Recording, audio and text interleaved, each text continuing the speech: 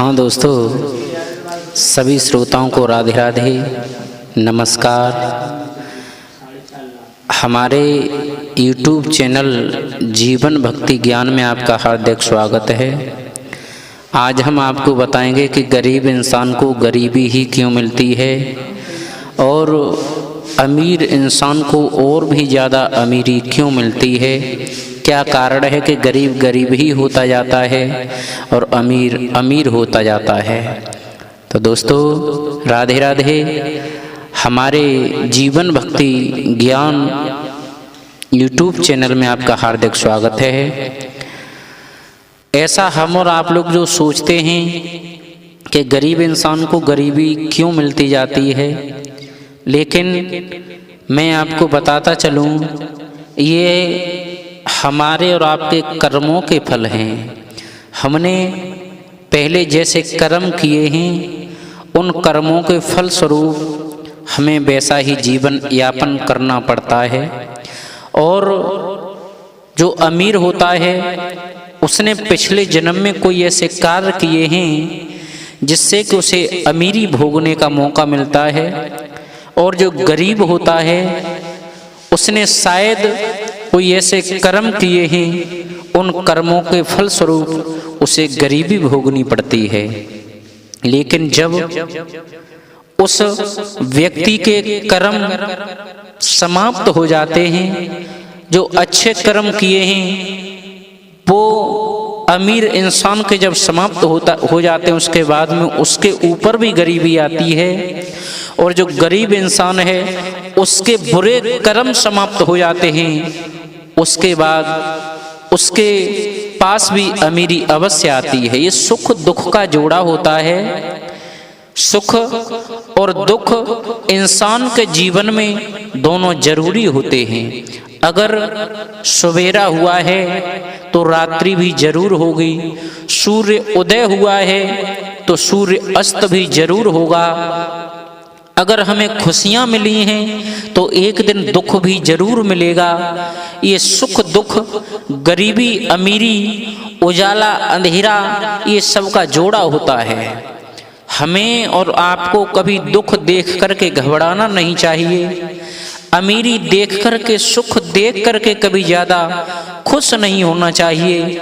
क्योंकि अगर आज इंसान के ऊपर गरीबी है तो एक दिन वो भी होगा कि अमीरी भी जरूर आएगी।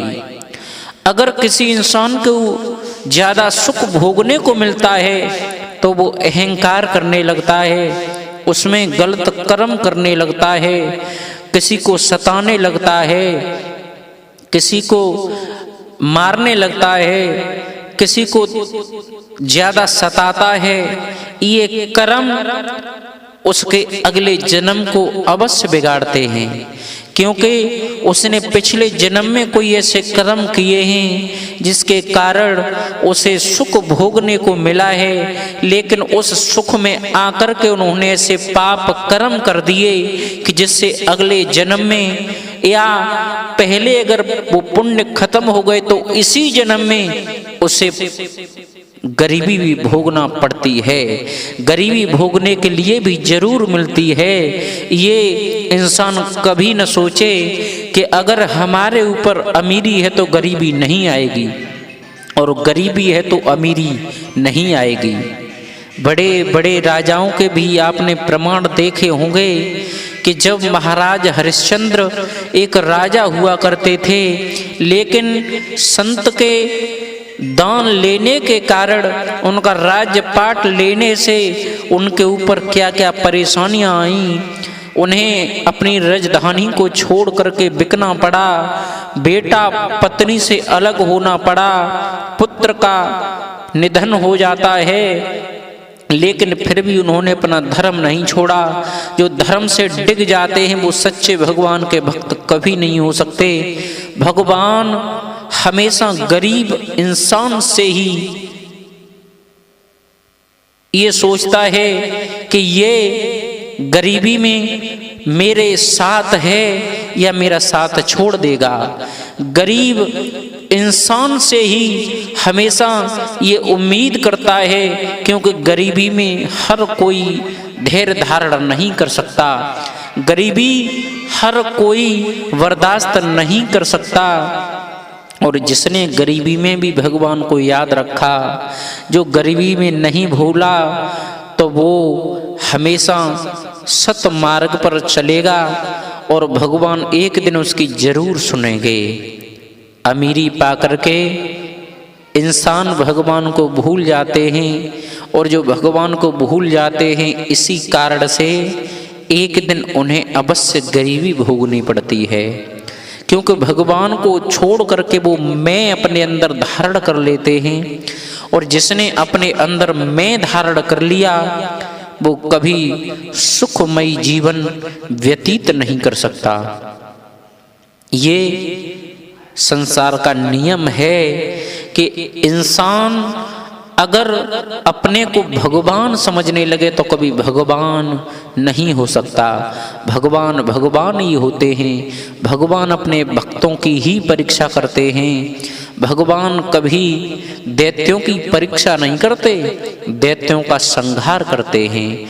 तो जो गरीब इंसान है वो ये मान लो कि हम भगवान के भक्त हैं, भगवान हमारी परीक्षा ले रहे हैं, हमें इस परीक्षा में उत्तीर्ण होना है, और अगर उत्तीर्ण हो गए तो सुख अवश्य आना है। अगर फेल हो गए तो भगवान कहते हैं तू जिस गरीबी में रह रहा है उसी गरीबी के लायक है, उसी में रहने लायक है, तो इसी में रहो। और अगर हम उस परीक्षा में उत्तीर्ण हो गए, अगर उस परीक्षा में पास हो गए, तो भगवान हमें उस गरीबी से निकाल करके सुखमय जीवन व्यतीत करने का मौका जरूर देते हैं।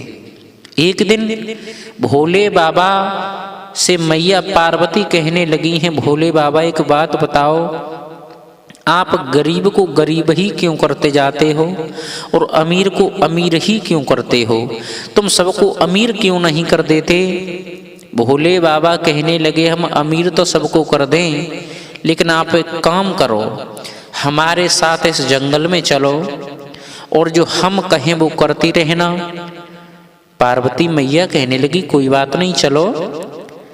एक जंगल में पहुंचे, एक गांव के नजदीक थोड़ी दूरी पर उन्होंने एक झोंपड़ी को बनाया, और झोंपड़ी बनाने के बाद उन्होंने विचार किया है कि अब आप बताओ, तुम जो कह रही थी कि सबको अमीर कर दें, अगर हम सबको अमीर कर दे रहे हैं और फिर हम आपको गांव में भेजेंगे, तो भगवान भोलेनाथ ने अपनी माया के द्वारा सबको अमीर कर दिया।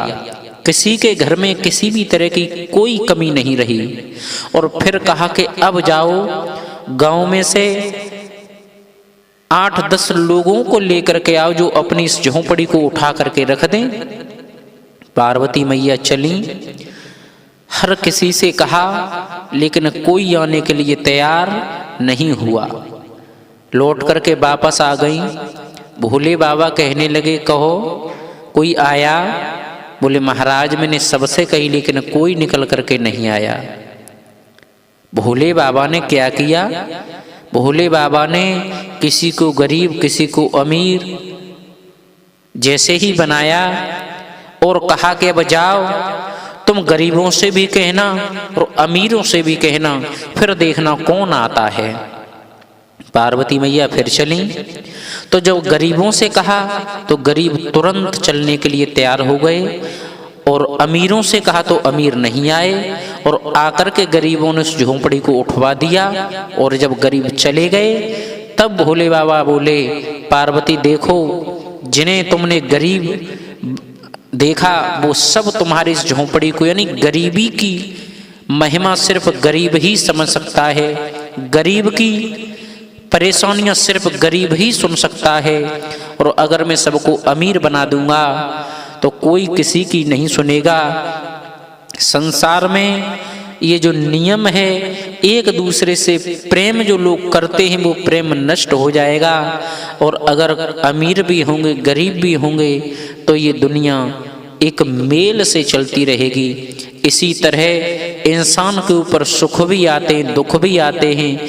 अगर सुख होगा तो दुख भी मिलेगा, और दुख मिल रहा है तो एक दिन सुख भी मिलेगा। इसलिए हमें और आपको हिम्मत नहीं हारनी चाहिए। अगर हमें सुख मिल रहा है तो दुख जरूर मिलना है एक दिन, और अगर दुख मिल रहा है तो एक दिन वो आएगा कि हमारे जीवन में खुशियां भर जाएंगी। दोस्तों, इन्हीं शब्दों के साथ मैं अपनी वाणी को विराम दूंगा। हमारे चैनल को सब्सक्राइब करें, लाइक करें, शेयर करें। धन्यवाद।